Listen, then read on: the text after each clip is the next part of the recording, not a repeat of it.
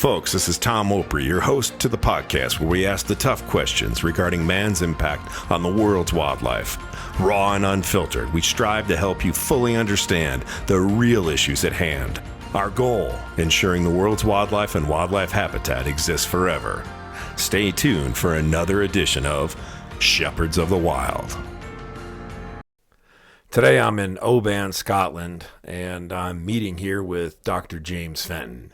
Right, well, I suppose I always see myself as a scientist, and I got a degree in botany, and my first job was a research scientist, actually working in Antarctica. I worked for the British Antarctic Survey in Antarctica, studying peat. I've always been interested in peat and peat bogs. I was brought up in the west of Scotland, so I've always been surrounded by peat. But I was studying peat in Antarctica, and you can't really get a much wilder and more remote place than that. And people probably don't know that there is peat in Antarctica. It can be up to 5,000 years old, I discovered, and up to 3 meters thick. And that's a good grounding of working in a place where nature is really in charge. And after that, it was a 5-year contract. And then I moved, and I wanted to get back into practical conservation. Then I taught in a field centre in the English Lake District for 5 years, which helps it's education, teaching ecology in field courses, which is a good grounding, making you have to observe and base conclusions on evidence. And I've always felt that though I'm a nature conservationist, I always see myself as a scientist first and foremost. So any action has to be based on evidence. And if there isn't the evidence for action, then I'm reluctant to partake of it. So after that, I went back. I was in the English Lake District, and then moved back to Scotland, and I was a self-employed consultant for several years, working as one of the first ecological consultants actually in Scotland. Did work for various organisations, including the Forestry Commission and National Trust for Scotland and other organisations. And then a post came up, a new post, the National Trust for Scotland, which is probably Scotland's biggest conservation organisation, was going to have an ecologist. And they never had one up till then. And so I was appointed the first ecologist and spent about 15 years working for them as an ecologist. And that started off being the ecologist for the whole of Scotland. And the National Trust for Scotland has land from Fair Isle in the far north, Unst, right in the north of Shetland, right down to southern Scotland in Galloway, from St Kilda in the west, St Abbs Head in the east.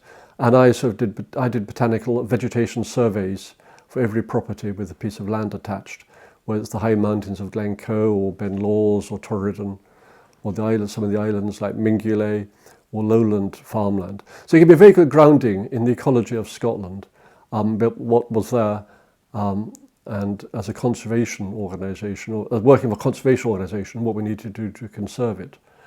And that was a long stretch for 15 years or so. I wanted a change, so then I've always been interested in landscape as well. And landscape's a far more woolly, ephemeral subject than ecology, which ecology should be based on hard science.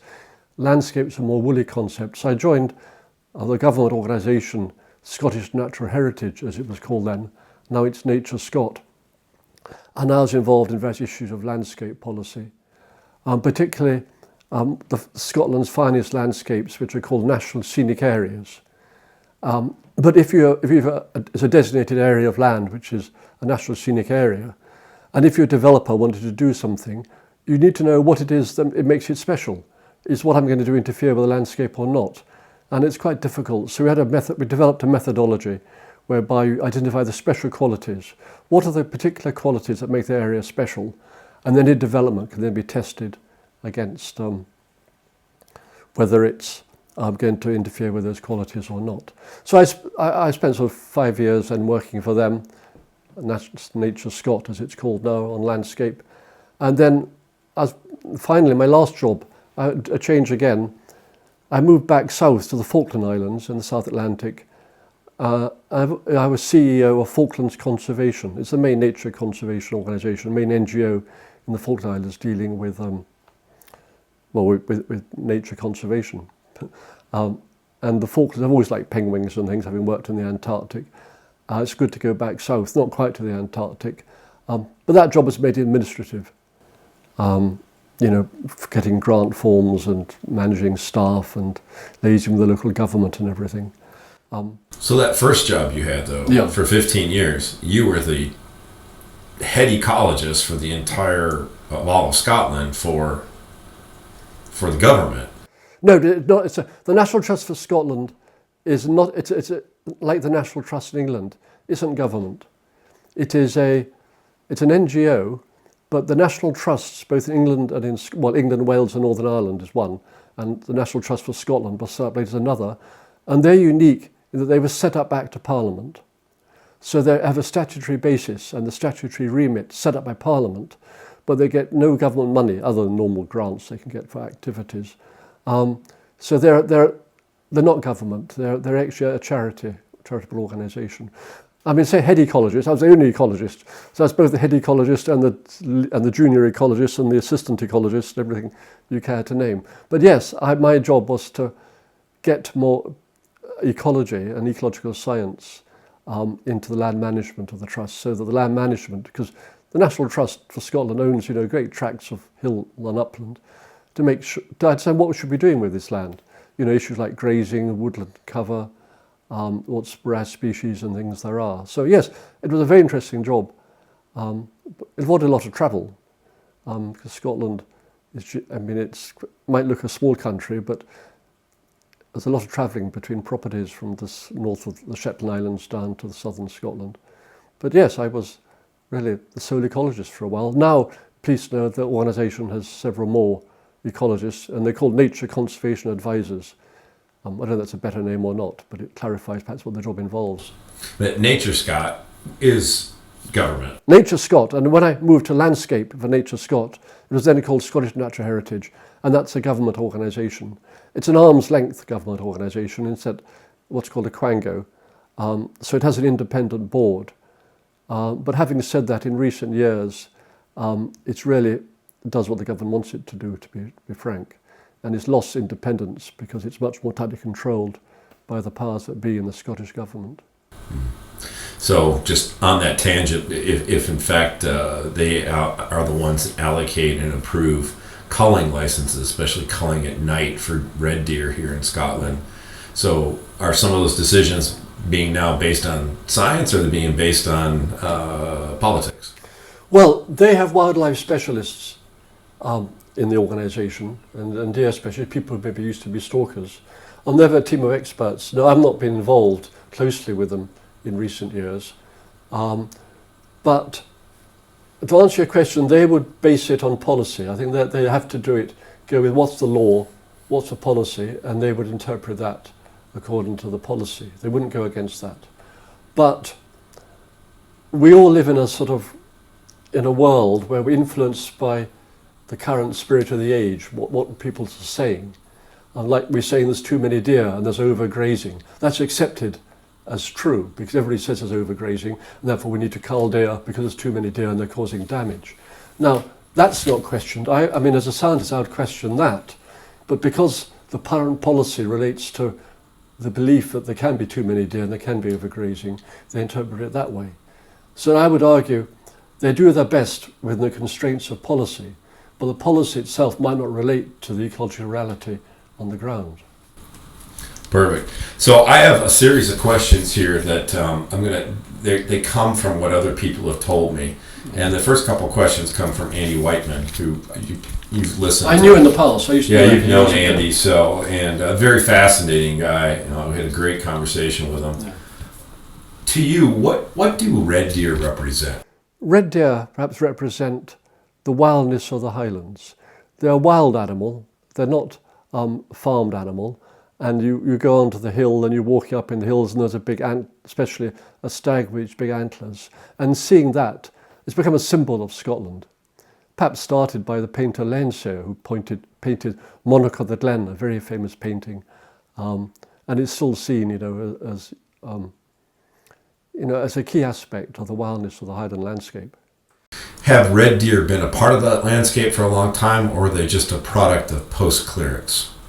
Well, I would argue that deer have always been part of the landscape. I think if you look at the Highlands of Scotland since the Ice Age, it's a very infertile place. The climate's not very good for growing crops. It's not a very easy place in which to live. and populations of people were concentrated on the coast, where you could use the sea for fishing and so on. And the better glens and straths had populations of a greater or lesser extent. But most of the hill land was left to itself, and it was wild. And I would argue it's perhaps the only country in Europe that's managed to maintain a significant population of a large mammalian herbivore, a large herbivore, this red deer, throughout the post-glacial period.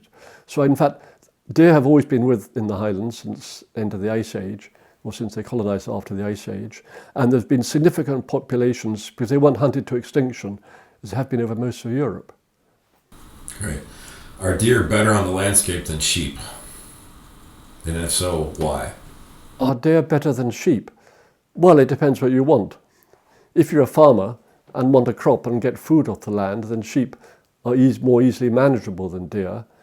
Better is a value judgment. What do you mean by better? They have similar impacts. The grazing impact of sheep and deer are quite similar. And I think when deer numbers probably went down, when sheep farming was introduced on a large scale, it couldn't be before the wolf became extinct in Scotland only quite recently, 1700 or so, just before. So you couldn't have large-scale sheep farming until the wolf became extinct. And then after the wolf became extinct, then you could have large numbers of sheep on the land. And the grazing preferences of sheep and deer are very similar. I think deer do not manage to trees, whatever you might read. Deer are more browsers than sheep are more grazers. So I think sheep are perhaps more beneficial to the land if you want woodland than red deer. So, coming from America, we have the American elk there, and we have aspen trees, which, our elk are woody browsers during a very specific time frame during the course of the year, the winter, right? When there is not a lot of other grazing habitat for them to get into. Are the deer here, the red deer here, are they similar to our American elk as far as, I get, in the spring they'll pick off a little, like our elk will pick off some stuff that's some fresh growth here and there, but they don't concentrate on woody vegetation in the spring. They go to where that new green grass and that type of vegetation is coming. What I'm trying to understand is I keep being told that these red deer are eating trees all the time because there's nothing else to eat. In this environment, what is the reality when it comes to woody browsing and red deer, and when do they do it and why do they do it? Well, there's a lot of things in that one question. I think it's certainly true that deer like to eat trees or browse trees in Scotland. And if you've got a given population of red deer, if it's on the coast, the west coast fringe, the west coast of Scotland, that's quite a mild climate. It doesn't get many frosts, and there's green growth all year round. So a given density of deer on the coastal fringe might be able to coexist with woodland, because there's enough, they only eat trees, there's nothing else to eat, because it's not as nutritious as grasses, say. So where there's wintergreen fodder throughout the year, wintergreen fodder in the winter, then a given population of deer and woodland can survive. If you're up in the inland a bit, on the hills and mountains, there's no wintergreen growth of anything. Everything's pretty dead. Look at the hills around us now, they're all quite brown and dead. And so all there is, if you find a tree bud, talking about the snow or not, there's all there is to eat. So the same density of deer can have different impacts depending on which part of Scotland you are. And this explains why the coastal fringe of Scotland, the west coast, always has had more woodland than inland, and there's still woodlands persist in spite of deer grazing more than the west coast.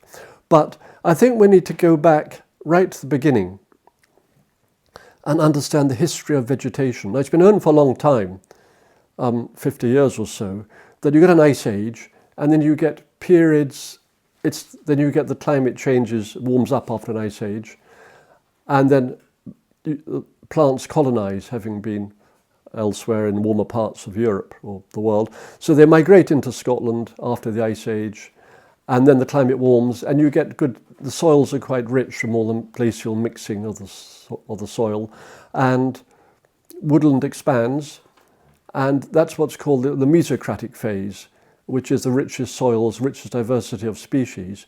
But in this part of the world, it rains, and it rains, and it rains. And after 10,000 years of rain, the nutrients get leached out of the soil. It becomes too acidic for earthworms, so you get podsols. You often get an iron pan, a solid layer of iron precipitating out in the soil, which is impenetrable, which is why foresters plough up the land to get the trees to grow, so you can break through the iron pan. So in fact, the soil deteriorates, and the climate may deteriorate after the middle phase of an interglacial. You get the mesocratic phase, then the oligocratic phase. And that means that the woodland declines naturally, and you get more acid moorland and heathland and peat bog. It's a natural process which has happened in interglacials without people. So at this stage, which are about 10,000 years after an interglacial, you'd expect woodland to have declined and trees maybe to decline, woodland to decline, moorland to become dominant. And therefore an open landscape with only rare woodland is a natural feature you'd expect at the moment. So one of the things, though, that I keep hearing about from the rewilder side is about this natural forest, Caledonian forest that existed, and I've literally had people say that over 90% of the landmass of Scotland was covered in this Caledonian forest, and that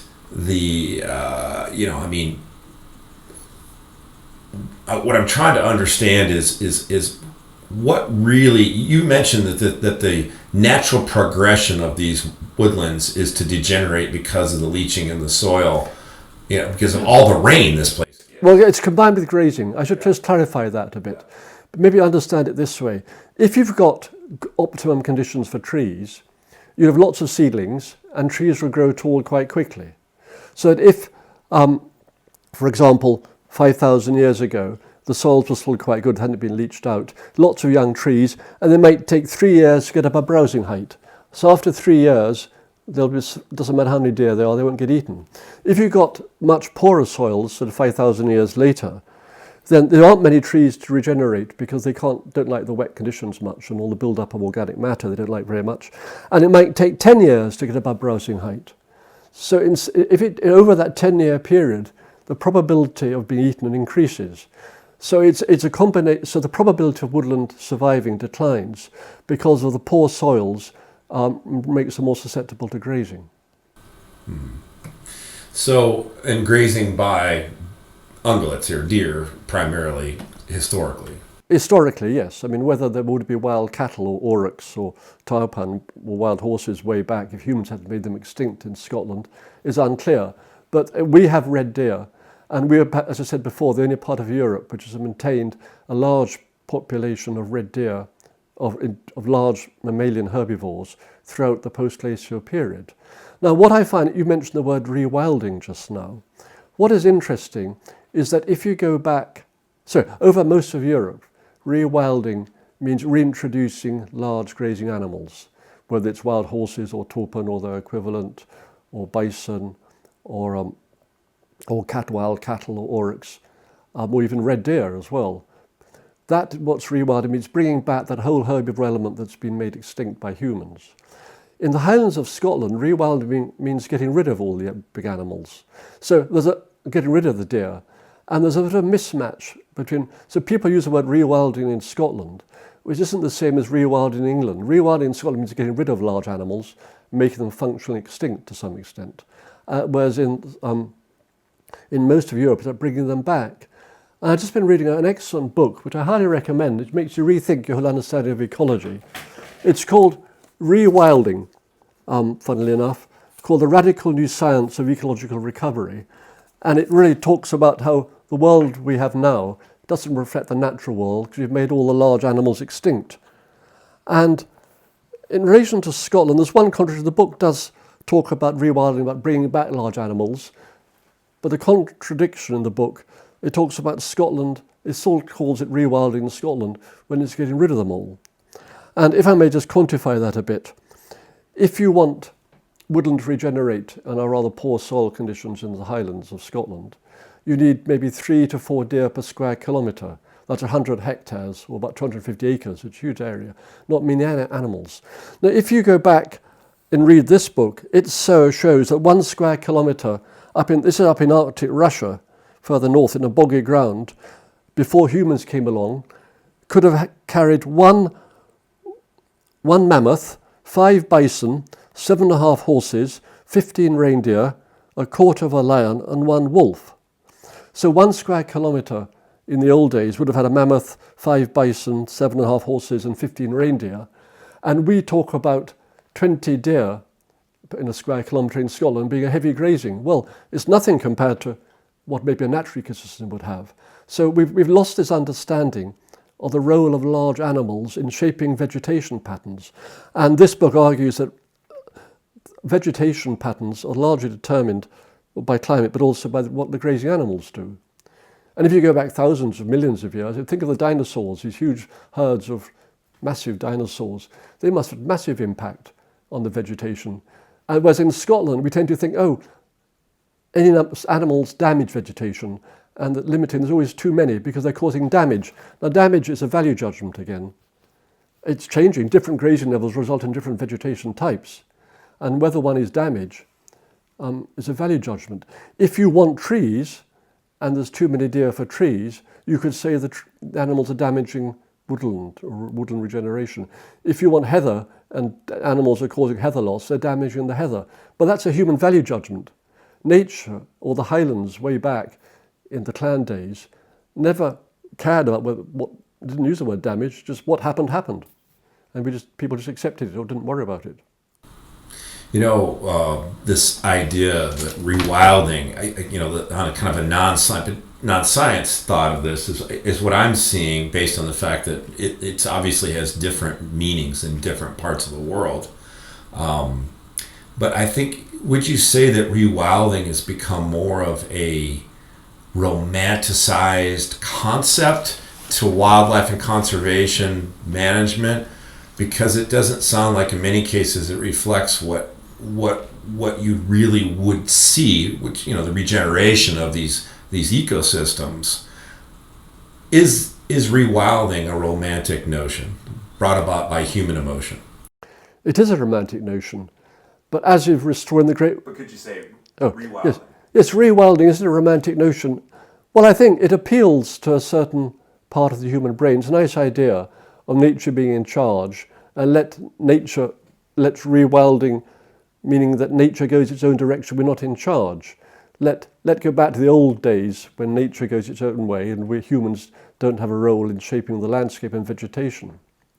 But I think, and I'm a great believer in the concept, if you've got large ecosystems or large landscapes, you can't manage every square inch for every given species. It's much easier to put all the species together, let it develop naturally and not worry about what happens. Because say there's 100,000 species in a square kilometre, you can't manage them all. But if you get the conditions right, then nature will manage itself. After all, it managed itself for the last 4,000 million years. It doesn't need us telling it what to do. And I think if we go to Scotland, and I don't think it is rewilding in Scotland, because this vegetation pattern of Scotland, having had a large population of herbivores throughout the post-glacial period, is actually one of the most natural vegetation patterns in Europe. It's wild already. It doesn't need rewilding. And you mentioned the great myth of the great wood of Caledon. The Caledonian forest, you mentioned that earlier, and rewilders, or some of them do, talk about restoring the great forests of Caledon, which used to cover 90% of Scotland. Well, one of the most prominent historians in Scotland, Professor Christopher Smout, in his book, says that the great wood of Caledon is a myth in all sense of the word. In other words, there never was a great wood of Caledon. It started with the Romans. There is a report of Romans talking about a great wood of Caledon, and it's rather a vague reference. And if you look at the history of the vegetation of Scotland, as interpreted by pollen analysis, then there were more trees, but up, say, 4,000 years ago, or maybe even 7,000 years ago, and they declined naturally for the reasons I've stated. And the idea of restoring a great wood of Caledon, that's a romantic notion. Everybody likes trees and they do everything for biodiversity. They stop flooding, they're good for aesthetics, good for wildlife. And putting them back, sounds like a good thing to do, especially in this day and age where we've depleted nature. But in fact, it is not rewilding because the people who want to put it back have a specific vision. They're very prescriptive. We think there should be more trees, We think there should be less deer, and they're forcing the landscape into a prescriptive direction. They're not letting it be wild. I would argue letting it be wild is to stop managing it. If the trees disappear, why worry? If they come back, why worry? If they cause vegetation to change, why worry? If they cause some peat erosion, why worry? Nature doesn't worry. It has no value judgment. It's amoral in that respect. And I think, though I'm on the side of rewilding, I think rewilding the highlands isn't based on an understanding of the long-term history of that landscape. Would you say rewilding is based on just land use disputes or politics, or it's more being generated because of maybe historical grievances over land ownership? No, I don't think it started that way at all. I think, well, in Europe, I'm not quite clear in America anyhow, it started in Europe about bringing back animals like the bison. People realized that the bison was virtually extinct, it's not quite, and that people understood that some of the wild cattle or the aurochs or the wild horses, the taupan and things, had a role to play in the landscape. But so let's bring them back to the landscape. They used to be there, we know that. And it's really bringing back large animals and making it more wild, because animals do interact with the woodland. And the classic place was the big Oostvaardersplassen in Holland, where they got an old polder and filled it with wild cattle and horses and deer, and just stood back and see what happened. And that was letting it go wild. So that's where rewilding started. And in Scotland, though, people have taken up the concept, and they want nature to be in charge, but they believe that Scotland isn't wild because we destroyed the trees. We need to get the ecological balance right, and we can only do that, get rid of all the animals, or a lot of the animals, so there's still leave some, but get rid of most of them so the trees can grow. And then once everything's back in balance, we can stand back, and then it'll be wild for future generations. So they think the system isn't wild to start with. So most of lowland Britain and lowland Europe and maybe America, rewilding and bringing back animals, and bringing back more nature, it's just the right thing to do. It's just that in the Highlands of Scotland, it doesn't need rewilding because it's wild already. It's like going to Greenland and saying it needs rewilding because it is missing things, whereas in fact it's relatively natural. So I believe in rewilding, but I believe in their philosophy, but I just do think their starting point is wrong. That their starting point is that there should be more trees. My starting point is that there's no evidence there should be more trees. Excellent answer. So my initial research and looking at the subject of the highlands and the wildlife and habitat conservation that was or was not occurring, I came across and felt like when I first arrived here that there would be no trees and there would be deer everywhere.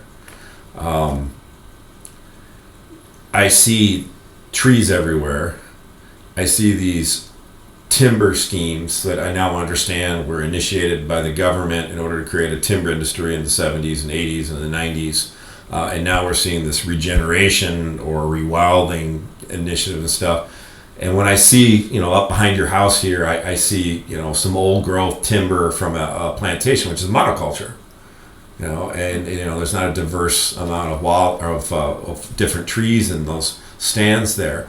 How does the wildland timber scheme that the government initiated years ago, what does that do for the land? I mean, so we're talking in most cases this is non-native species, Sitka spruce in a lot of cases. They're plowing up and breaking up the soil to get through that iron pan. Is there an ecological tipping point here? Yes, Scotland has a large number now of plantations of non-native trees. Nowadays, mainly Sitka spruce from North America, which are planted for commercial reasons. They've been supported by grant aid by the government. Well, it all started after the First World War, when realised there was a shortage of timber in Britain generally, for pit props and other things. And so Britain wanted to build up a strategic reserve of timber. So they introduced a scheme for encourage landowners to plant trees. And the rate of planting has varied.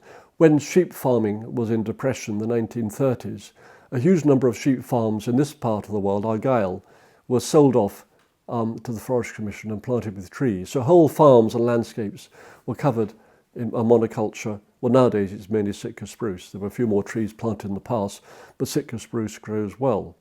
And this has huge ecological implications because the plantation you can see up there, if you plough the soil, you mix up the nutrients, you make it more fertile, certainly, but you're taking it back to as it was, in the mesocratic phase of post-glacial succession. You, in fact, rejuvenate the soil back thousands of years. So you've actually changed it, and it takes another 5,000 years for it to go back to as it was. So you've permanently damaged the soil. You've made it more fertile, but you've changed it. So it can never be a natural landscape. You never get the same vegetation again.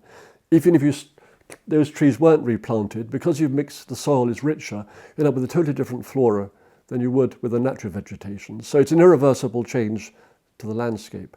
And also what you see nowadays, in the last sort of 10 years or so, is that Sitka spruce has been bred and genetically engineered to really suit our soils. So it's now self-seeding onto the open hills and open moors, in England as well, in the Pennines. And the biggest landscape change, if no action is taken in the next 100 years, will be the Sitka spruce becoming the dominant tree across most of Scotland and all, even up to high altitudes over in what's open moorland. So certainly it's an economic benefit having forestry. It provides jobs, maybe not locally, but in timber industry and contractors and drivers and things. And there's an economic case for it, but from an ecological case, it's really a disaster. There's also people talk about it's good for the climate. Well, that's dubious as well, because though the trees themselves are a store of carbon, if they're planted in organic rich soils, there's much more carbon stored in the soil, and they oxidize this carbon. And the oxidized carbon they release from the soil is probably more than the trees fixed. Also, they're dark, and they don't reflect light in the same way, and they absorb heat and solar radiation. It's been known for a long time in the Arctic that as the climate's warm, the trees have moved north. The taiga forest has moved north, and they're dark, replaced with reflective snow. So if you replace reflective snow in winter with dark trees, it warms up the climate and you get a feedback loop. And it hasn't been researched hugely at these latitudes, but all these new dark forests are resulting in localized warming, which might counteract the carbon store effect. So both because they result in loss of soil carbon and they reduce the albedo or reflectivity of the land, it's not even certain that they benefit the climate. And particularly, it's been realised there were a lot of plantations of trees, of non-native conifers, particularly lodgepole pine in this instance, in the peat bogs in the very north of Scotland, what's called the flow country.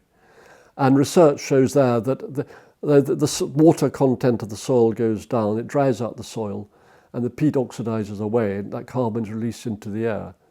So it's known for quite a long time now that planting trees on deep peat isn't good for the climate because there's an order of magnitude more carbon stored in the peat than the trees. Now, so there's now a government policy of not planting on deep peat, but there's no policy about not planting on shallow peat, now, which is a bit ridiculous because deep peats can start eroding and they reach the end of their peat-forming life. Whereas shallow peats have got thousands of years of carbon storage ahead of them. Peat is just dead plant remains, and as the plant's remains decay, the peat gets thicker and thicker and thicker, being a store of carbon for 5,000 years or more. Trees are cut down after 60 years, so they can't store more than 60 years worth of carbon.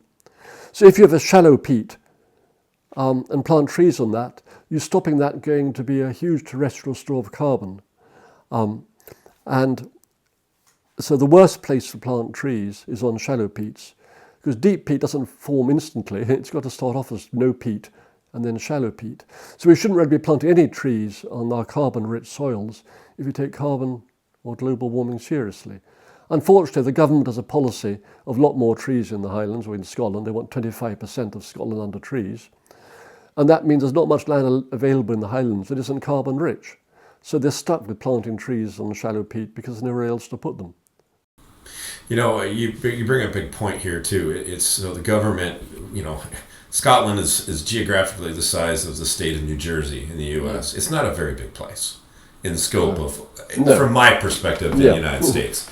And you guys seem to, I've asked a lot of these people, well, why are you so concerned? What is your footprint, your carbon footprint? I've had guys like David Balhari tell me at John Muir Trust that, we can't remove some of these deer that we shoot up on the hill because the carbon footprint would be too great to remove the deer, i.e. they can't get some piece of mechanical equipment up there because it's too steep and rugged. Of course, I look at it and say, well, what's wrong with your feet and your back?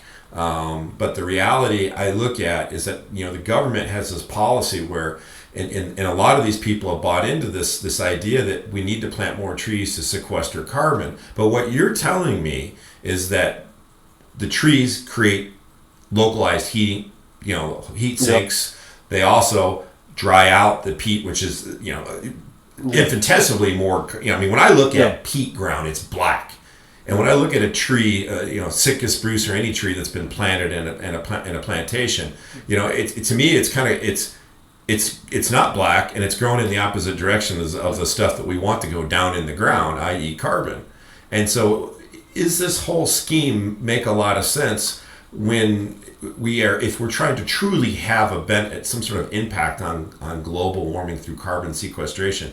Are these schemes that are propagated by the government of Scotland and this concept of I guess my point is not even the rewilding, it's the corporate entities that are coming up, these multinational corporations, and buying these sporting estates and planting these trees and following this scheme that the government's propagating, and I assume paying for, either through carbon credits or whatever that system's going to be. But how is this completely bonkers? Yes, in one word. And there's two issues there.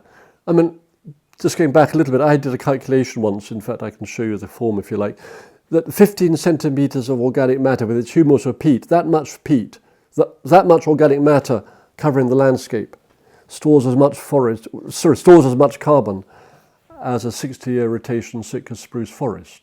So you only need, if you're planting on anything deeper than 15 centimetres, which is very shallow, the climate mitigation benefits are dubious. So you don't, because there's an order of magnitude more carbon stored in soil, and research over many years has shown that 95% or so of British carbon carbon in the British Isles is in the soil, and most of that's in Scottish peat. So I think to talk about global warming mitigation using trees, you need to be a bit more. It's a bit too. It's a nice simple story. Trees store carbon. Planting trees, therefore, is good, but it's not nuanced enough. In lowland Britain, which the soils aren't so organic, and in fact there's a shortage of organic matter in a lot of farmland soils, then it's quite possible the case that planting trees does add to the carbon and take it out of the air and help global warming, or help mitigate global warming. The albedo effect, more research is needed on that. So I think in lowland soils, mineral soils, tree planting could have benefits to the climate. In upland soils, I think this is dubious. And there's another issue there. I said earlier that the vegetation of the highlands is one of the most natural remaining in Europe, because it's never been managed, never been ploughed for agriculture, or it was left to itself during the Claren era, which ended in the Battle of Culloden in 1750. So up till 1750, the land was virtually left to itself to be wild. And so, in other words, it's one of the most natural areas of Europe, and it's been modified a bit since then. And one of the problems in this world is humans take over the whole planet. And the ideal of nature conservation is to have wild places where nature is in charge. And the bigger, the better. And therefore, all the forestry plantations are fragmenting this natural landscape. It'll have islands of remaining habitat, surrounded by lots of woodland plantations, whether commercial or some of the new native woodland schemes for the so-called rewilding. So we're losing habitat. Now, it's funny because I'm a conservationist at heart and always have been. And the HE targets from the biodiversity conference a few years ago, I forget exactly when, had we want to stop biodiversity loss by 2030 or whatever it was. I can't remember what the exact time scale is. But every time you plant trees on Scottish upland vegetation, you're resulting in a loss of biodiversity because you're reducing the area of natural habitat in Scotland.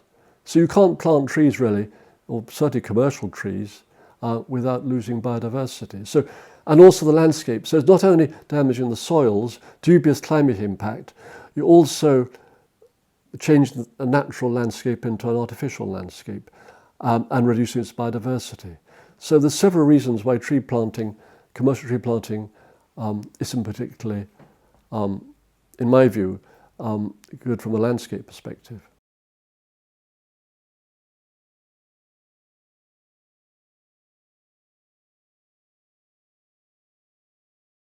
Well, you need to understand the dynamics of the ecology.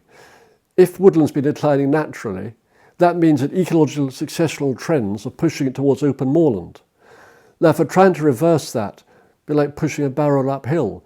We got the technology or the knowledge base. If you make deer functionally extinct or very low, 3 or 4 per square kilometre, you can get woodlands to regenerate. But it's like pushing a barrel uphill. As soon as you stop culling the deer, it'll go back to normal again. You could do it forever. And I thought the essence of rewilding is not have management forever. You want to stop managing it, let nature do it. And all these plantations and the high altitude woodlands being planted, if you stop managing it, the trees would eventually disappear because they wouldn't regenerate because of the grazing pressure, because of the kind of soils and climate we have.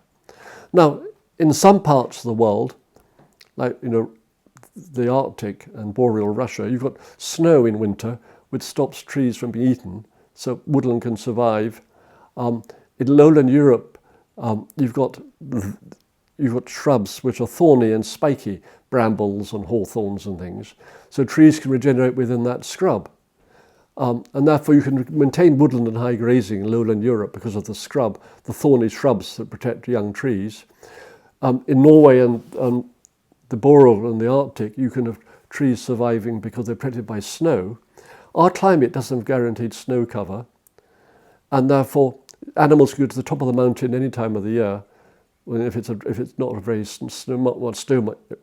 much snow in a given winter, or even a day, or even a day in winter when the snow is melted before it comes back again, animals can go up and eat the trees. For a deer to go from the top to bottom of a hill, it's not a very long walk for them. So because we haven't got thorny shrubs to protect trees from grazing, we haven't got snow, and we've got poor soils, it's not very surprising that we have an open landscape. And when you talk about natural regeneration, everybody talks about natural regeneration to encourage woodland, they mean reducing deers to unnatural levels. There's nothing natural about reducing deer to very low grazing levels. So it's called natural regeneration, but it's regeneration where we don't choose where the trees grow, so that's natural, but it's not a natural system because it's an ecological unbalanced system because you removed a whole trophic level, the whole grazing herbivore level has been removed. Which would naturally be there. Yes. Yeah, no, it makes perfect sense. Well, that kind of leads me into, I've got one more question on the red deer here that I'd like you to cover. One of the things that David Belhari's talked to me about is that the red deer in Scotland are not robust and large in the highlands because of the excessive numbers of deer, an overpopulation of deer, and that the habitat there is not suited to allow them, and that the Scottish Highlands have the smallest red deer in Europe, and that's wrong because they should be bigger. Because if we had the right numbers of deer, they would have more nutrients. And what is your response to that? Are the deer in Scotland the smallest red deer in Europe because of overpopulation of red deer on the landscape? People often say in Scotland that the deer are woodland animals and we have rather small, scruffy animals compared to the ones in Europe. And therefore they are woodland animals and and the conditions are such that they can't graze enough and they are all too small. And well, I use evidence of my eyes. If people say deer are woodland animals, what do your eyes tell you? You go to the Highlands, they're not woodland animals because they can survive. They've a wide ecological amplitude. And if they're eating more nutritious vegetation, they're bound to be bigger and more robust, especially if you keep the populations very low by shooting or hunting in most of Europe. I mean, the red deer is almost extinct in the Caucasus Mountains of Europe, and it was made functionally extinct just in western Norway. So if you haven't got many deer, you've got lots of grazing, and maybe you've got better soils and shelter from trees, you're going to have better quality beasts. That's common sense. But I'm sure the grey wolf, which survives in Greenland, isn't quite the same size as the grey wolf that survives in more of the wooded parts of North America, because it's different conditions. And deer have a very wide ecological amplitude, and the Oostvaardersplassen in Holland shows how the deer survive perfectly well in unwooded territory. And overgrazing, I was taught as an ecologist way back in my youth, a recent graduate, there's no such thing as overgrazing. I was challenged, overgrazing, what do you mean by that?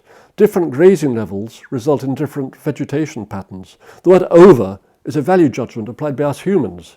We say, if deer die from starvation because they've eaten out the food, that's overgrazing. Well, nature doesn't say that. The deer die because they've grazed up all the food.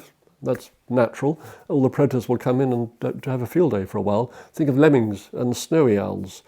Lemming population rises, snowy owls go up, population crashes. So I think the concept of overgrazing, again, I would challenge that. You can't overgraze a natural ecosystem because grazing is determined by the amount of food available.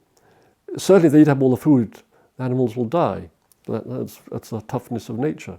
And deer, if you look on Rum, where there have been researched unpredated deer for many years, University of Edinburgh, that does tend to show that numbers don't go on get bigger forever. They tend to sort of stabilise at a certain level of grazing. And the word overgrazing, again, is also too simplistic, because if you go to a bit of a Scottish hill, it depends on the vegetation type. The grasslands may be grazed to a bone, but the heather could be this high, and other vegetation types like the peat bogs might be virtually ungrazed. So they are selective, and you can have a bit of grazing. You can area the size of this room, grazed to the bone, and another bit a metre away ungrazed completely. So it's a very simplistic understanding of ecology, I would argue, the word overgrazing. You were talking about the carbon footprint of removing deer, and you wanted to make a comment about that. Is there a carbon footprint that is prohibitive when it comes to the big idea of human-caused global warming? Yes, well, I think if you need helicopters to remove deer, take them off the hill after you've shot them, that's a huge energy cost. There's also the issue of using vehicles on the hill. A lot of the Scottish soils are very wet and boggy and peaty, and you can't take vehicles over the rough ground without leaving vehicle tracks, which can lead to a peat erosion in a wet climate. And it's a big issue amongst hill walkers and others. Then sporting estates say they need to build tracks into the hills because it stops them causing damage from the wheels on soft ground. So there's a proliferation of hill tracks into the mountains in some of the wildest areas, and justified on sporting grounds, not only to extract the animals, but to take clients up into the hills so they don't have to walk so far up into the hills. And so that's more of a landscape issue, and there's a lot of controversy about construction of hill tracks for the sporting community, or the deer stalking and the grouse shooting communities. Yeah, well, I could talk to you all about that. I have a very, like I said earlier, you owe it to that animal to take it off the hill, to leave it there. What David Balhari says is nothing goes to waste in nature, which I agree, but you should take out what we can utilize as humans first. Ideally, yes. Now, if you read the old books of John Buchan, there's one which is called John McNab. Have you ever read John McNab?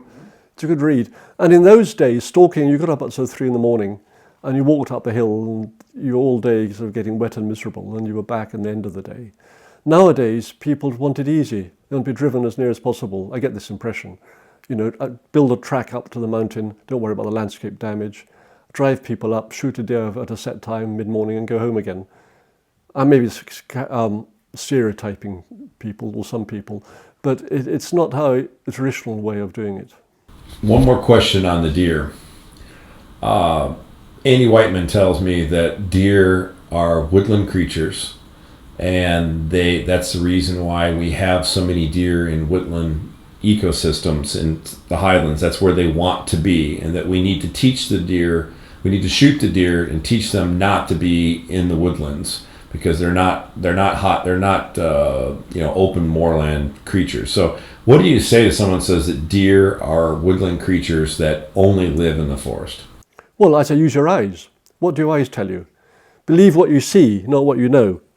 If you go to Scotland, and there's been 5% woodland cover for the last 2,000 years in Scotland, say. There's been no trees over most of the highlands for 2,000 years. If the deer survive that, you can't tell me they're woodland animals because they're not living in woodlands. But if you are in a wet, cold, stormy climate and snowy, and you want shelter, well, the first place you go to is trees. So you congregate there because it's a nice place to be. And that means those woodlands might disappear because you go there to shelter and then you eat the young trees around the edge and it might disappear.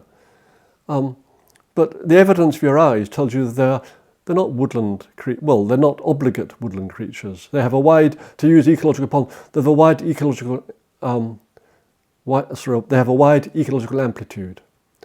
Like wolves, in fact, who can be in woodland or open ground. I want to transition into moorlands. The sheer abundance of open moorland means what in the Scottish Highlands? It means that we are different to most other parts of Europe. Oh, yes, the sheer abundance of open moorland in Scotland, which actually, whether you go from the Shetland Isles down to the southern hills and to Galloway, east to west, north to south, shows that the sheer abundance of moorland in Scotland from north to south, east to west, shows that must be a strong ecological progression towards moorland. It wouldn't be so common if it weren't for the fact that it was resilient. And I would argue that moorland is the most resilient habitat type. I've discussed earlier that trees, the soils have got worse over the last few thousand years, and to get big trees, you have to have small trees, and they get eaten they've got to regenerate in the poor soils, they've got to avoid being eaten by animals, and they've got to avoid other things like fungus and the like, and mycorrhizal fungi from the rootlets. It's a hard place for trees to survive. So woodland isn't very resilient. It can die out because there's after one generation, because there's no regeneration of young trees. It can die out after one generation. There's no regeneration. So after 10,000 years of changing climate with grazing, moorland is the most resilient habitat type. It can survive. The climate's been warmer in the past, it's been colder in the past, it's been wetter, it's been drier, and the soils, over all that time, the soils have slowly got worse. And moorland is the one sort of type of vegetation that is most resilient in the past and presumably the most resilient in the future with global warming. But moorland itself is a rather generic word. It can, if you just mean unwooded open ground, it can be from deep peat bogs, shallow peat bogs, wet heathland, dry heathland, heather moorland, grassland, acid grassland, wet grassland. The word moorland encapsulates a huge range of habitat types. Now, my research says that the UN recognizes the heather moorland in the UK as being probably one of the most prominent. The majority of heather moorland ecosystems occur on this island. Is that true? Can you give me some sort of substantiation of how important are heather moorlands in the scope of ecosystems across the world? Yes, the question is how important are heather moorlands on a global scale? Well, the heather moorland is dominated by one heather, Calluna vulgaris is its Latin name, ling, or just heather. And we're the world centre of its distribution. It doesn't go that far east in Europe. It doesn't occur in North America, in fact, for some reason. This is where it's been introduced. It's been introduced to New Zealand, but that's another story. But the heather moorland as such is a globally rare habitat type. And whereas the Scots pine woodland, the Caledonian forest as people call it, of Scots pine, is comprised of a tree which is probably the commonest tree in Eurasia. You could call it the Vladivostok pine, if you like. It goes all the way from Scotland right across Russia to the far east of Russia. And it's called the Scots pine because it was rare in England, became extinct in England, but it still survived in Scotland. So it's called the Scots pine to distinguish it from, because it only occurred in Scotland. But the heather moorland, we're the world centre. Again, it's not found in many other parts of the world. There's this lowland moorland, in lowland Europe, which has probably been managed a lot more in the past by people. But where there's poor quality soils, acid soils, even in lowland Europe, then heather might well have been the dominant plant where there was natural grazing or human grazing. And going with the heather moorland is the red grouse. And the red grouse heather moorland system is certainly found nowhere else in the world. Now, the red grouse is interesting because some people call it the subspecies of the willow grouse found in mainland Europe. But the red grouse, some people have called it its own species, and it's a matter of subjectivity. Is it a species or subspecies? Now, in Scotland, we have the Scottish crossbill found in pine trees and the normal crossbill.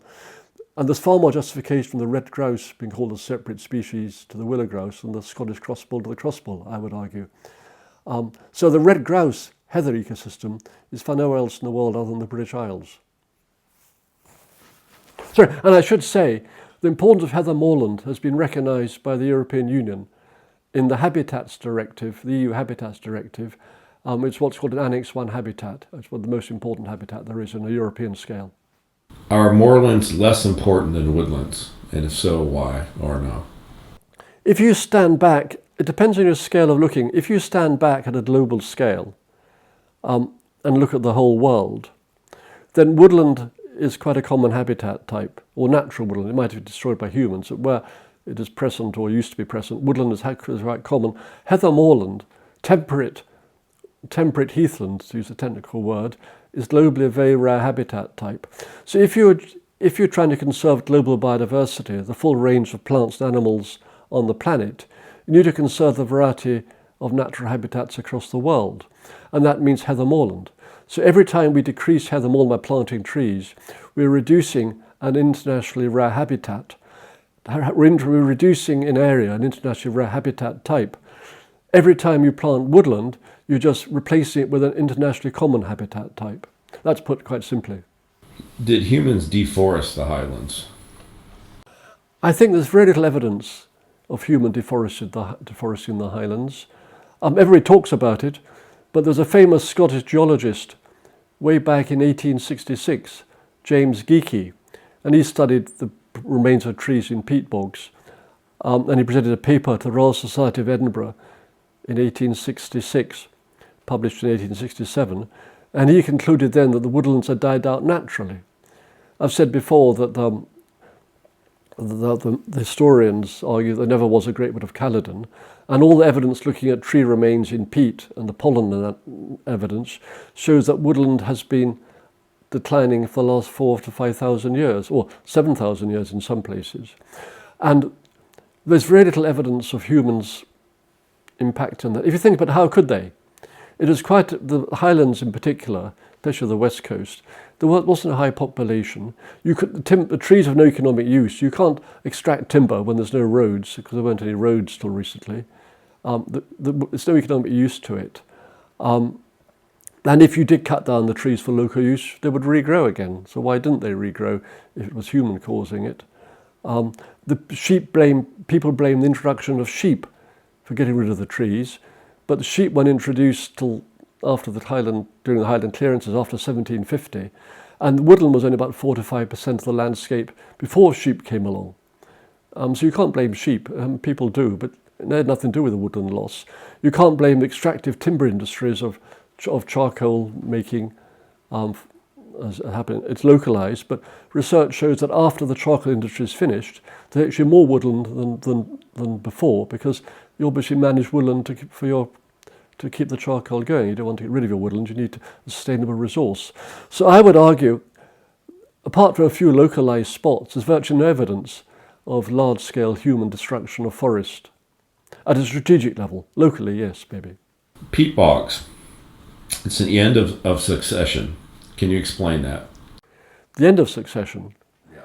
Well, peat bogs, as I said before, the climate has changed and the soils have changed. They become more acidic, less fertile, partly because it's too acid for earthworms, so you don't get any soil mixing. pH is too low. And in that case, you get plants colonize that don't decompose very fast, and they sort of help the soil stay moist. And so the dead plant remains, instead of decomposing, get thicker over time. So you can see that as soil deterioration continued over the thousands of years, the fertility of the soil decreased. And you can see that the area of peat can expand over time. So, from a high woodland cover to a high peat bog cover, you could argue is a natural progress. But peat bogs themselves can't get thicker forever. If you've got a soft material growing in the hills on a slope, especially on a slope, it is susceptible to erosion by water and rain and wind as well to some extent, and it can collapse, which they do sometimes. So peat bogs themselves aren't an end point necessarily. They can start eroding after thousands of years. So if you need to look at the landscape of Scotland over thousands of years, but not in the short human time scales. So peat bogs can be an end point, but then they can erode away to nothing, and then it go back to open moorland without peat, and it might regrow the peat. So it's a long-term cycle of peat growth and erosion. So they're time limited themselves, as is the woodland. Do you want a question there or not? The question was, soils. How does this play a part in the woodlands versus moorland issue? Well, soil is key, and there's different woodlands and different soil types. Woodland Scots pine having acidic needles can acidify the soil. The soil doesn't improve under Scots pine. It might dry out the soil, but be very acidic. Oak litter is very acidic. When I did work in the Lake District, you'd have pH of 3.5 under sessile oak woodlands. So it's the broadleaf woodland. In fact, if across over there's a big stand of elm, ash, oak woodland on the hill along the shore there, and that'll have more fertile soils. So the pH, it's high mineral contents on a steep slope, the better rock type, because the rock types of Scotland result in acid soils. Where it's better rock type, the pH can stay high enough for earthworms to survive. So under some woodland types, the soils can stay rich because the earthworms can recycle the soil material. You don't get the stratified soils with the organic matter at the top, an iron pan, and minerals all inaccessible to plants down below. So I think you can't really generalise about woodlands. Some woodlands maintain good soils and some don't. Now, you mentioned something, though, about the fact that the pH, what does that mean for that ecosystem if the pH is where, we have these such extremes? The pH is a measure of the acidity of the soil. So very acid soils, 3 to 4 to 5, are ones which have low fertility. And this is partly because the bacteria, the bacterial content is quite low, and there aren't bacteria that can recycle nutrients like nitrogen and phosphorus. There might still be nutrients in the soil, but it's too acid for the bacteria to break them down to be accessible to plant roots. Also, it's too acid for earthworms to survive. So acid soils are infertile because the plants can't access the nutrients. Whereas if it's a higher pH, sort of 6.5 to 6.7, then the earthworms can survive, and there's more mineralization of the nutrients, and this bacteria can it can break down the inaccessible nitrates and phosphates, or phosphorus and nitrogen compounds, into forms usable for plants. So it relates back to the acid soils tend to be infertile because the nutrients aren't accessible or they're not there, and alkaline soils are more fertile. Now, most of Scotland, the rock types result in infertile soils because they're very hard and acidic and don't break down. With some exceptions, the basalt rocks on Skye, parts of Skye or Mull, have more richer soils and are greener. Where it's greener grass on the landscape, that generally means richer soils. Where there's a belt of limestone going through up the west coast, you can see bright green soils. Up in the Cairngorms, Glen Tilt, bit of limestone there, and the soils are greener, and it's where the deer go, because they're not stupid deer. They go to the best soils. There's less heather there because the heavy day grazing increases the grass cover. So soil is critical to supporting the grazing animals as well.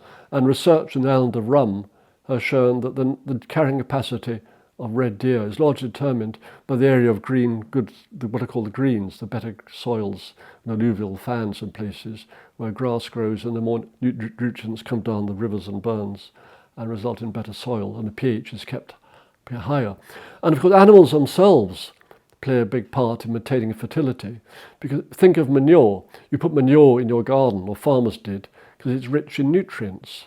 Now if you think on the wide landscape scale, then all the deer and even the sheep are actually breaking down the plant material, excreting it in their dung, and that's fertilizing the ground, which is why, where, especially where sheep hang out a lot or deer, it's much greener and more fertile.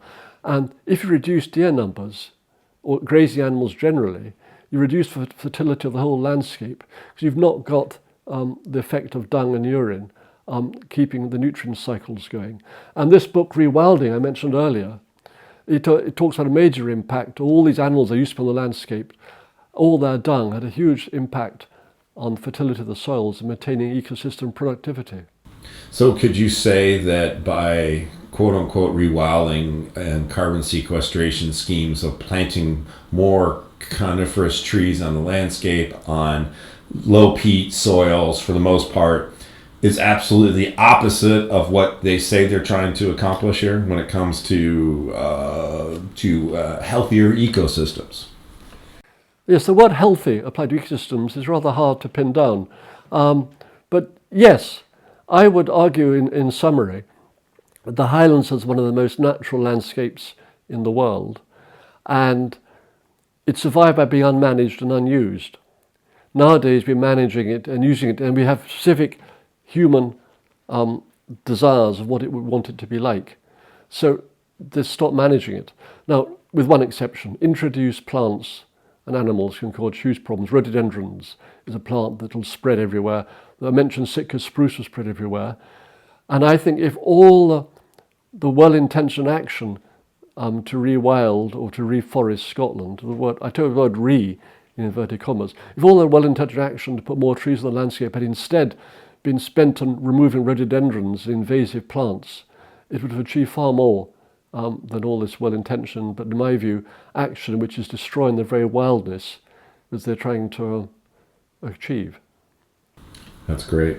Got one more question on the moors, and that question is I'm hoping to film some muir burn this week up in Edenglassie over there by north of Ballatar. Is the intensive management of heather moorland for red grouse, is it good for the environment? Is it good for the wildlife? Is it good for the insect life? Is it good for the waders and all these other things? Or is this something that it's something that shouldn't be done? Well, it's a difficult question. It depends what you want.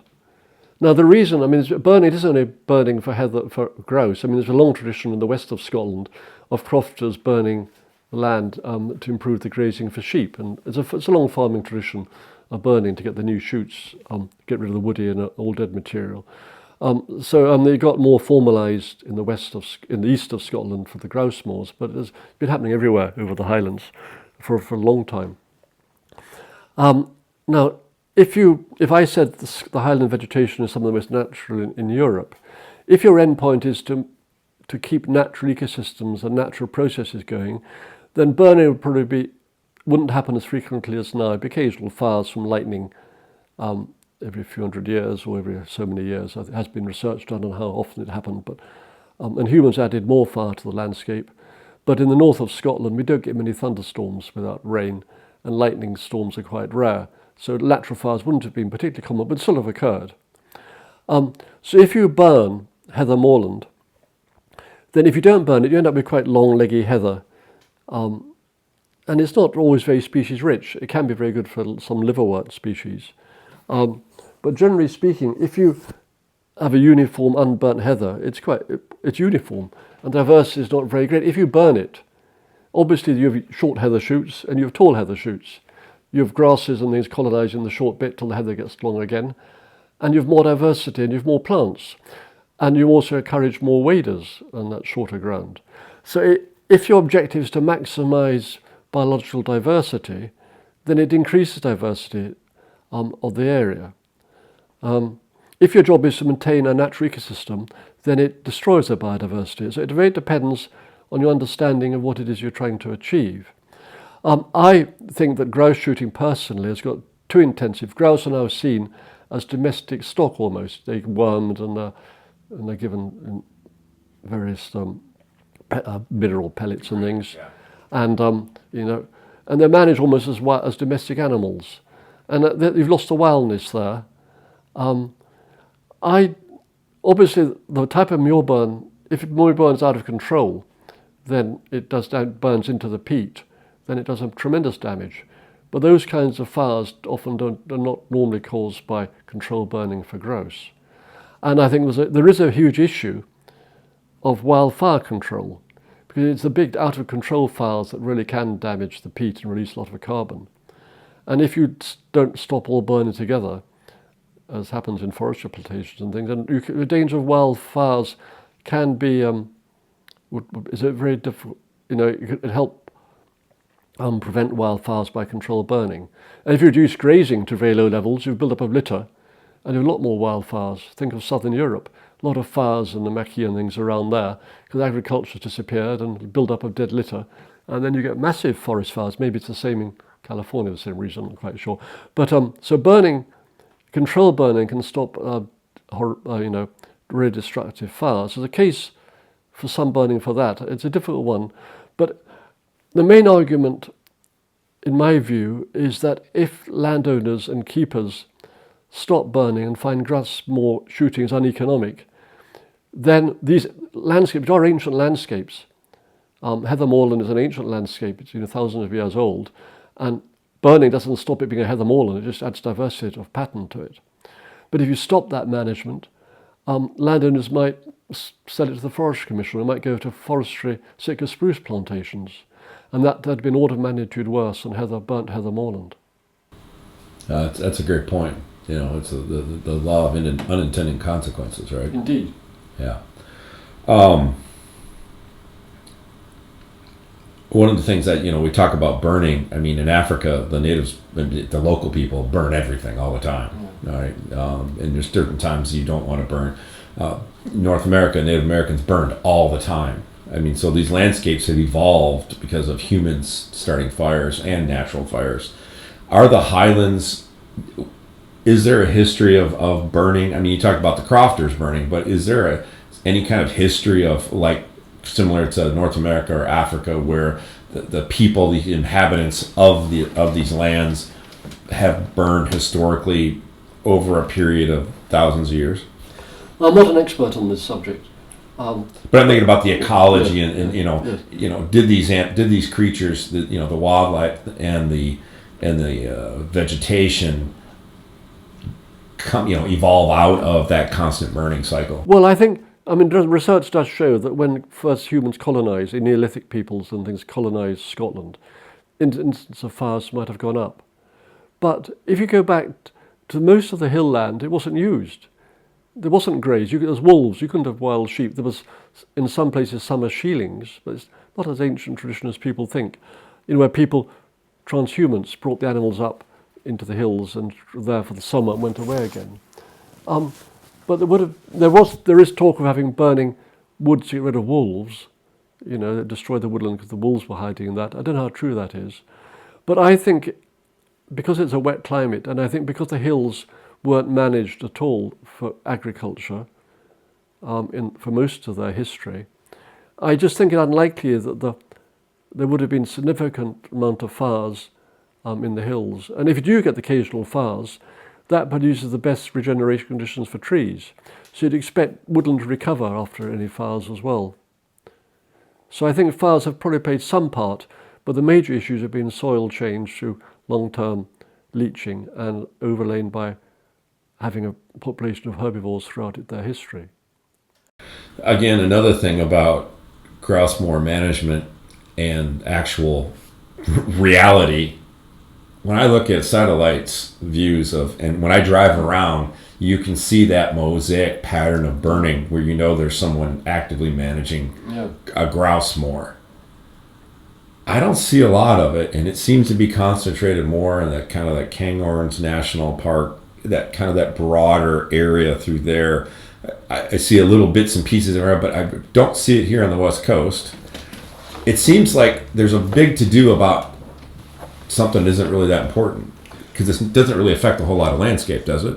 Well, I know it's localized, and I think it's really where the dominant vegetation is dry heathland, dry heather moorland, and that is more on the eastern side. So maybe just we're up to Caithness, for the fringe up the eastern side of southern to Caithness, north of Inverness on the east coast there, and east of the Spey, Aviemore, because it's more suitable grouse habitat. It's dry heather. Grouse have been declining in the west coast, 100 years or so. Nobody quite knows why. It could be the wetter climate. And grouse don't really like the wet climate. So the east of Scotland, or the Cairngorms area, is the most boreal part. It's the most continental type of climate in Scotland. So it's not quite so wet and soggy.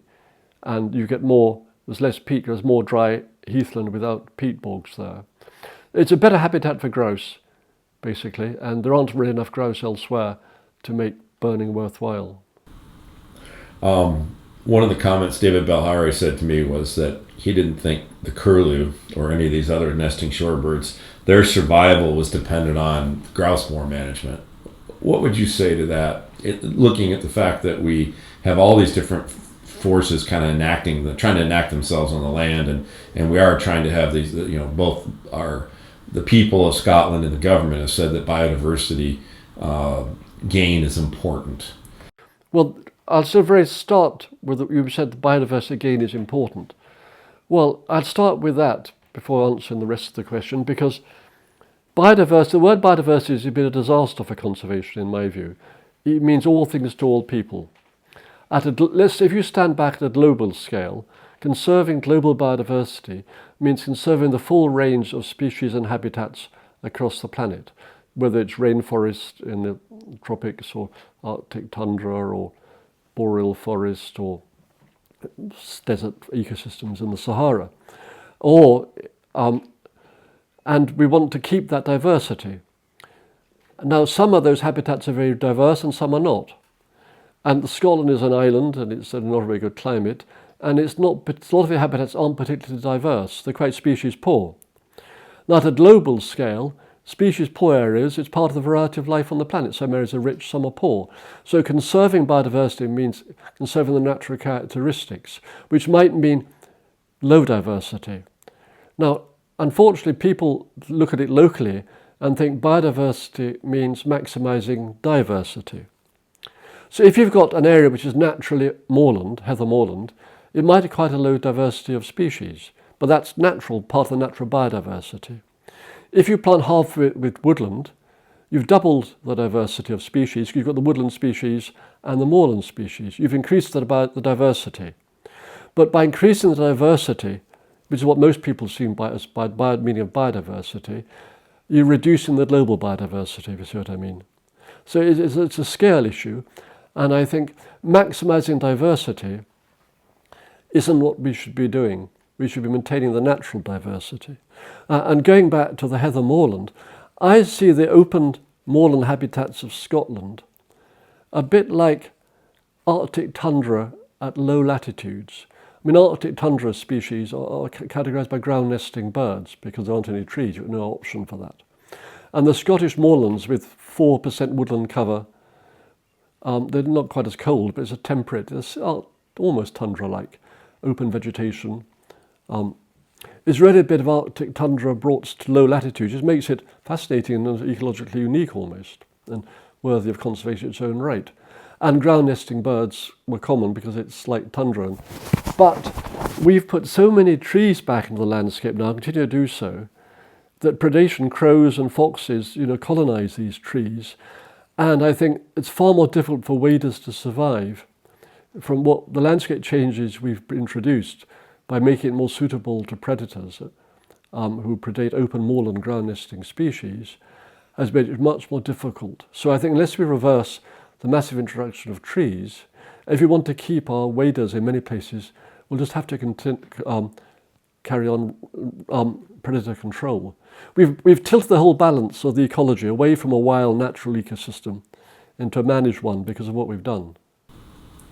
So if David Belhari and the estates that John Muir Trust has wants more biodiversity in so much as that they shouldn't be planting trees on it, and if they do have trees on it, if they want to see ground nesting birds succeed and have that diversity of those birds on the landscape, then they need to do intensive ground predator management. Well, it's having to go on forever. controlling foxes and crows. I mean, it's not really sensible to do it forever. I mean, they're onto a treadmill, like painting the Forth Bridge, as we say in Scotland. Once you get to one end, you start again. They've got the wrong... See, the whole people equating benefiting biodiversity and rewilding are hung up on trees. It all goes back to trees. It's because they see trees as really the key aspect. And we've skewed the whole ecology of the Highlands because we've made a rare habitat common, which is woodland. I mean, you can see how it started. Conservation it started in the 1950s, or a bit earlier with John Muir, maybe in America. And often it was based on rarity. Now, in Britain, which has been inhabited for a long time, in lowland Britain, you get rare remnants of habitat. A peat bog there, a woodland there, a chalk grassland there, surrounded by sea agriculture. And conservationists came in late in the day and said, oh, help, these are rare, they're important, let's conserve them. And you've got to manage those or you will lose them. You've got to be prescriptive in lowland situations, and that's fine. But come to the Highlands of Scotland, and Fraser Darling and others saw woodland was rare. Therefore, and the same principle, because it's rare, and this is a non sequitur, it's important, and more must be better. So instead of seeing the rarity of woodland and open landscape as a natural biodiversity characteristic, they saw it as evidence of humans damaging the landscape and undoing that damage by reducing grazing and increasing woodland cover is what conservation should be all about in the Highlands. And that sort of mindset has stuck, and it's still with us, and I blame Fraser Darling. If you remove the focus of trees, completely forget trees, and accept what's there, it opens a whole new range of possibilities. That's great. So I have one more question here, and this comes from a comment that Nigel Fraser, the Trees for Life chairman of the board, said, "Everything existed before humans in a better way than now." Can you rephrase that question and give me an answer? Everything existed before humans. In a better way. In a better way than now. Well, that's a difficult one, that. The word better is a value judgment. It's really saying that humans are a bad thing. I'm a human. I think I'm a great thing. Personally, I want to be here. And we've got to accept the fact that humans are modified nature, and human action can, as I said before, can increase diversity. Burning heather moorland can increase the number of species around. And in lowland Britain, you can increase diversity if you dig a pond where there never were ponds. You're increasing diversity. So we can increase if you think. It's a difficult question, that. If you're trying to maximise the number of species in an area, then humans can be both a good thing and a bad thing. I wouldn't tackle it that way. I would say that we live in a world which has gone millions of years old, which has gone through major catastrophes, with most species becoming extinct several times, and the whole world covered with ice, almost everything covered. Asteroids destroying 90% of the species, and we are part of that continuum. I'd like to live in a world where there are areas are still where nature is in charge, which are still wild areas, and so my grandchildren can inherit, parts of the planet where they can still see what it's like for nature to be in charge. And it's quite humility. It's a bit of humility. The world can survive without us. It did for 4,000 million years. Why we suddenly needed to be there? So whether it was better, well, it's pretty. Nature's amoral. It doesn't, and we have value judgment. Nature can destroy everything. Sometimes it does, just about, and sometimes it doesn't. And we are much the same. We're just part of nature in that respect. Our human nature just reflects nature's nature. You see what I mean? So we're a force for good and a force for bad. So I personally want to concentrate on the good things we can do and try and mitigate the bad things we do. I've rambled on a bit there. I don't have answers to the question. But, there never was a golden age when humans were in tune with nature. We made lots of things extinct. So in that respect, we're a bad thing. But I think I'm a good thing. I'm going to leave it at that. Unless you want to add anything else, I'm done. I think I'll just add one last thing. And it relates, I think, you can't dissociate action that we do from our own psychology.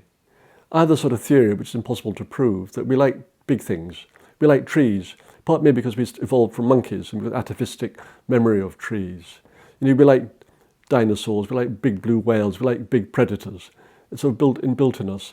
And a landscape, we sort of know instinctively, especially in Scotland, that trees should be there. And when we come to a landscape without trees, we say, oh, it's a bit bleak and windswept. We're reflecting our own preferences onto that land. And I think we interpret the land through what we know rather than what we see. It's like saying, deer are woodland animals. Well, it's not what we see. We see with our eyes that deer are open hill animals. So we interpret the whole world through what we know rather than what we see. We're not very rational beings that way. And I like to see a greater use of objective science to direct the nature conservation in Scotland, rather than based on emotion, oh, we like trees, or there should be more trees. Well, what's the evidence for it? Why are we trying to make Scotland into the same as Norway? But we're losing that global diversity. Because one of the issues was what thing called the European Landscape Convention, which is a Council of Europe initiative, which is trying to conserve landscapes across Europe. Because one of the things we tend to do as a species is make everywhere into a landscape we as a species like. I mean, is what's called homogenization of landscapes. I mean, on a different level in town centres, all town centres in Britain are the same, it's the same shops, with lots of distinctive diversity each town used to have. And because we like a balance of open ground and we like trees, we like a bit of open ground for views, we're converting the whole world, or the whole of Scotland, into a landscape type that we like. And that's how we work. We do things that we want to do based on emotion and our own psychology. Rather than a more rational approach is that if you want to conserve biodiversity, we need to understand what nature's given us. If we want to keep what nature's given us, we need to be a bit less cavalier. If you consider the landscape of Scotland, or the Highland landscape as a master of nature, like a painting, it's something which we all value. If you have an old master painting and it needs restoring, you wouldn't just go to a supermarket, buy some paint and slap it on to match the colour. You do meticulous research. If it was an old medieval painting, well, what kind of canvas did they use? What pigments did they use? What varnish? How did they apply it? You do meticulous research. You wouldn't touch it until you'd actually undertaken that research. In ecology and our cherished landscapes, we're just cavalier. We don't say, well, let's plant it with trees. We don't worry about how it got there or why it's the way it is. We just, I think, are far too cavalier. And I think we just need to... But I mean, my hopes for it being less cavalier is that human nature be emotion-based and we're not evidence-based as a species. And that's probably our biggest problem. Okay, I'll stop there. I got two questions. Bears and wolves. Rewilding bears and wolves. Well, I'm a great believer in bringing back the wolf. I don't think it's politically possible. I don't think it makes much difference to the landscape of the Highlands, because the wolf only became extinct in Scotland in about 1700 or thereabouts. So we've had 10,000 years of the red deer wolf ecosystem, and that still resulted in 5% woodland cover or thereabouts. So you've got 10,000 years of evidence that presence of wolves won't reduce deer numbers to allow trees to take over the landscape. I may be proved wrong, and I'd love to bring back the wolf. Bears, I need some more evidence about ecologically, if the climate changed and the soils deteriorated with more peat bogs and acid soils, would it still be ecologically suited to bears? If evidence is that bears died out because of human action and that the ecological parameters are still suitable for bears, then by all means bring them back. But don't just leap in and do it. I think beavers, it was easier. Beavers became extinct because of persecution, so that's a straightforward one. Likewise, wolves. Other large mammals, talk about bringing back lynx. But if woodlands decline naturally, so did the woodland species, like capercaillie, become extinct once already. It's a boreal species in a wet Atlantic climate. Doesn't really like it here, but it's big, so we like it, therefore we want a lot of efforts gone to conserving it. The red squirrel became extinct in the Highlands because the woodland probably disappeared. But we focus everything on woodland and woodland species. And I think we need to understand, well, if a habitat disappears, then so will the associated species. And if you were to genuinely rewild, this is me being totally extremist now, I'd forget about the red squirrel and the capercaillie, because they would be extinct by now. The bear, I'm not sure about. The wolf, no. So bring back the wolf, yes. Lynx, would it have survived? the low woodland cover we had? Possibly, possibly not. But there's so much woodland we've put back in the landscape, there's thousands of miles of forestry plantation and new woodland schemes. Then it's suitable for the lynx, suitable for the red squirrel, but that could be ex situ conservation, if you see what I mean. It's almost like zookeeping, managing for what we like rather than what should be there naturally. I mean, that's quite a complex question and argument there. Yeah. Well, one of the other things that I've come to understand based on, trying to figure out what the issues are, most of the rewilders I talk to are all about hunting deer, for various motivations, but they all are pretty much okay with hunting deer. Obviously, the sporting estates, they're okay with wanting to sustain and utilize the wildlife also. But when I look and see what the policies are from Scottish National Party and the sitting government here for the last 15, 20 years, it seems like many of their schemes are meant to remove people from the landscape, especially rural. I'm talking rural populations. How do you cotton to that thought process? Because that's what I'm seeing. Well, where I'm coming from personally, I'm a bit of a romantic. I'd like to keep the old open traditional highland landscape, which is relatively natural. And to do that, to be realistic, you probably need some economic output from it. And the most benign forms of land use in keeping with the conservation of that landscape are the ones which are quite old, which is hunting. And people have been hunting deer since they populated the islands. So humans could have reduced deer a bit and encouraged tree growth. But low intensity deer stalking is harvesting a natural surplus, and it keeps an incentive for people to keep that landscape. Likewise, grouse shooting. Now, walked up grouse shooting without much management was the ideal, and try and make it as least intense as possible, and do away with all the bulldozed hill tracks and infrastructure they've created.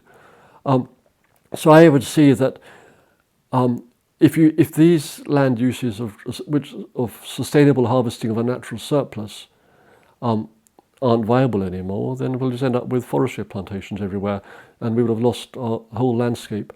And modern forestry plantations don't employ anybody. They employ contractors at the time of felling and time of planting. That's about it. And sheep farming. Sheep are just similar to deer. They have a very bad press, and keeping sheep farming keeps people on the land. It's a relatively benign land use that, in spite of what people say, which maintains the traditional highland landscape. And if you want to keep that, then we accept these land uses.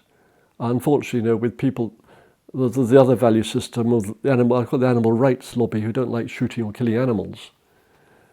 But I don't think they live in the real world of nature. You mentioned something though about the fact that the forestry schemes bring in labor to plant and to harvest. But what you didn't say there, what I wanted to hear was they do the plant harvest, but that's on a 50 or 60 year cycle. So you got them here in year one and at year 60, but there's nobody here in years 59, 2 through 59. Yes, jobs in forestry is an interesting topic. Certainly you plant the trees, you bring teams out, maybe not local people. I know planting people from Australia, New Zealand coming up to the Highlands to plant trees. Not local jobs anyhow. And then the trees nowadays are just left to themselves.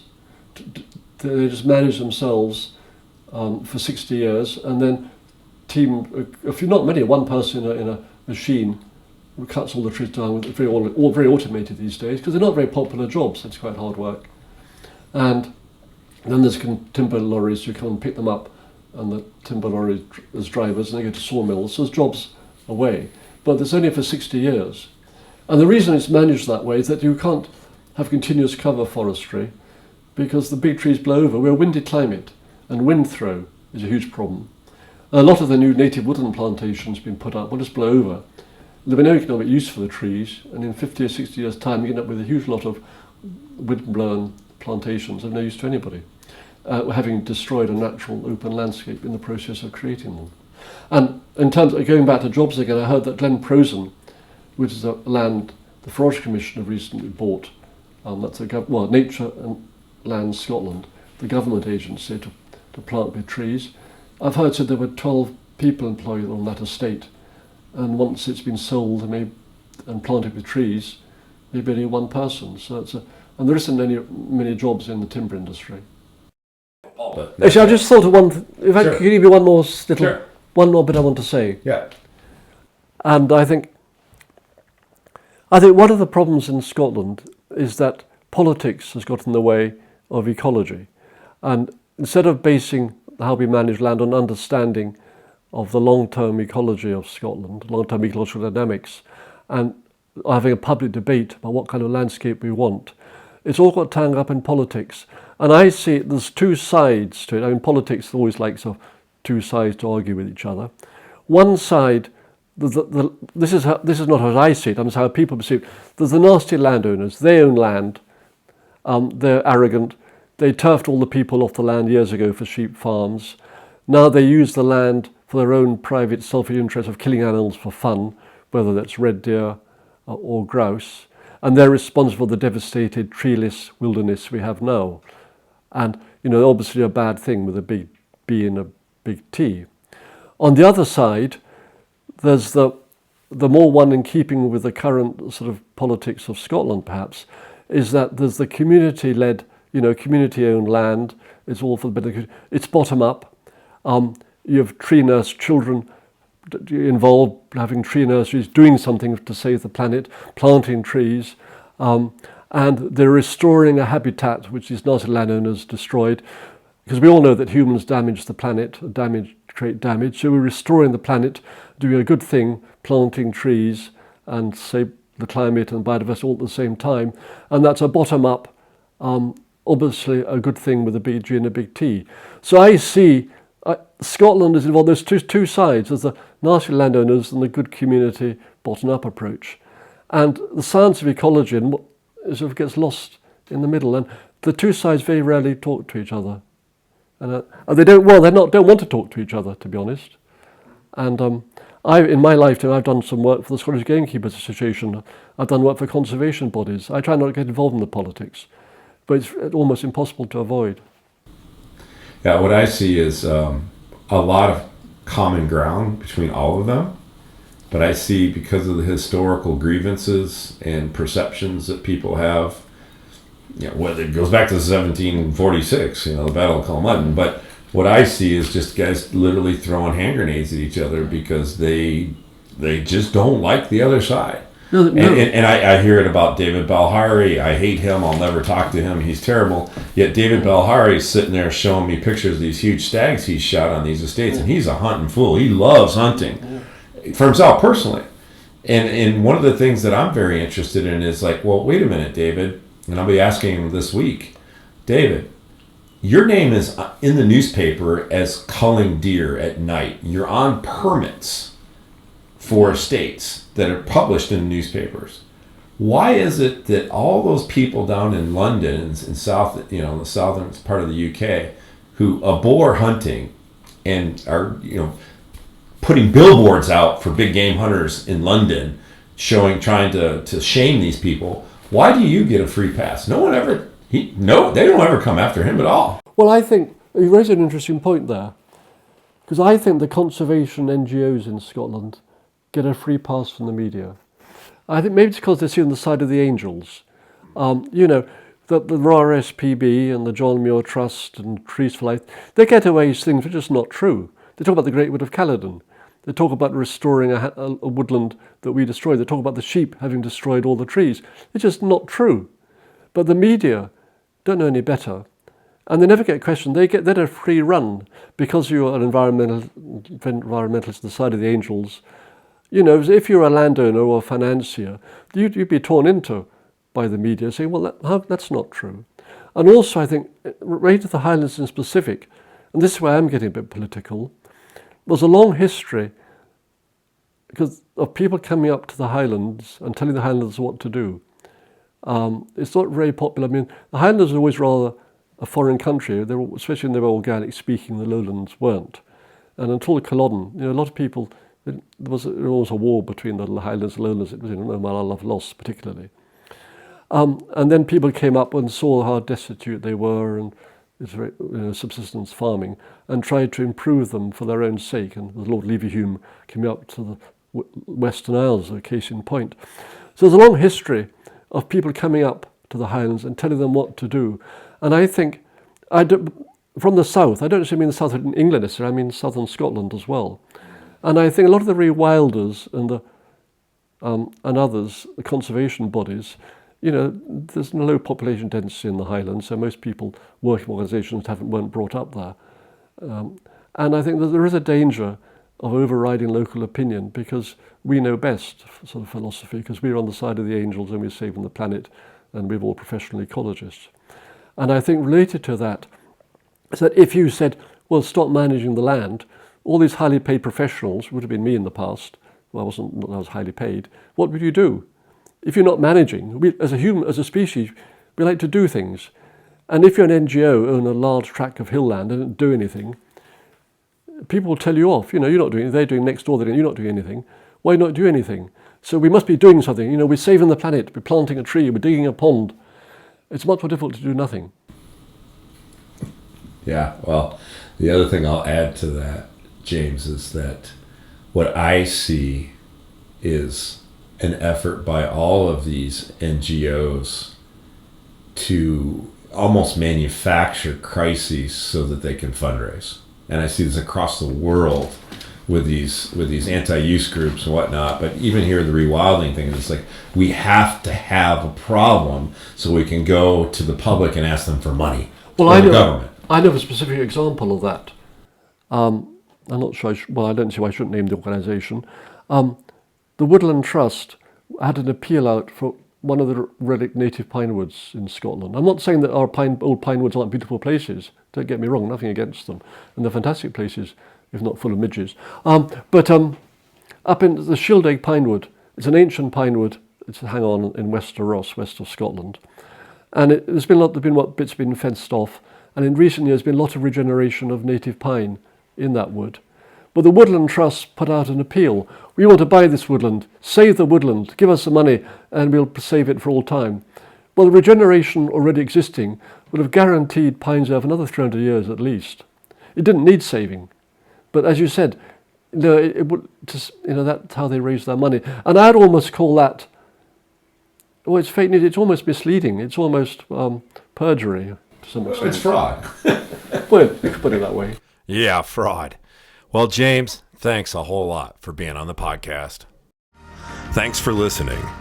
You can find this podcast wherever great podcasts live, including on the Shepherds of Wildlife Society website at shepherdsofwildlife.org.